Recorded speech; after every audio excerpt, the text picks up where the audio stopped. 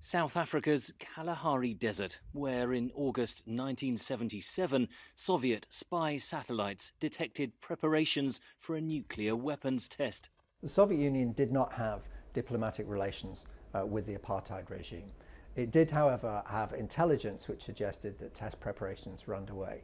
The Soviets took the risk of sharing this intelligence with the United States. The United States did have relations with Pretoria, had indeed assisted the civilian nuclear program, but evidently had no interest in allowing South Africa to conduct a nuclear test.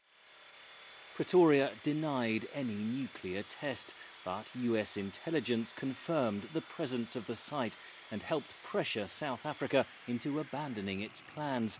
This video from 1993 shows IAEA inspectors overseeing the destruction of the Kalahari facility by the South African military.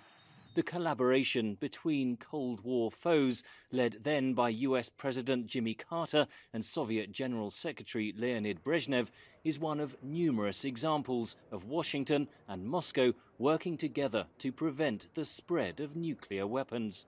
Personal relations were absolutely key to building not only the Non-Proliferation Treaty, but the entire non-proliferation regime then that grew around it. The fact that there were arms control specialists and scientific specialists in both governments, the fact that they met regularly, they understood each other's perceptions, they were able to work through problems. This was actually vital in building the entire regime.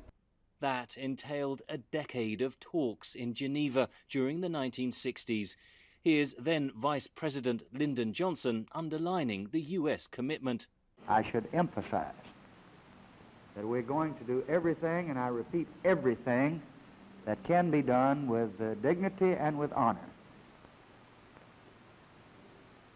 to attempt to reach an agreement. The talks culminated in the 1970 Non-Proliferation Treaty. But half a century later, the report authors say relations between Moscow and Washington are worse than at any point since the Cuban Missile Crisis in October 1962. So there's a need for an investment to rebuild these habits of cooperation, because the threats haven't actually gone away. There are still a lot of nuclear weapons that aren't as secure as we would like them to be. There are even more nuclear materials.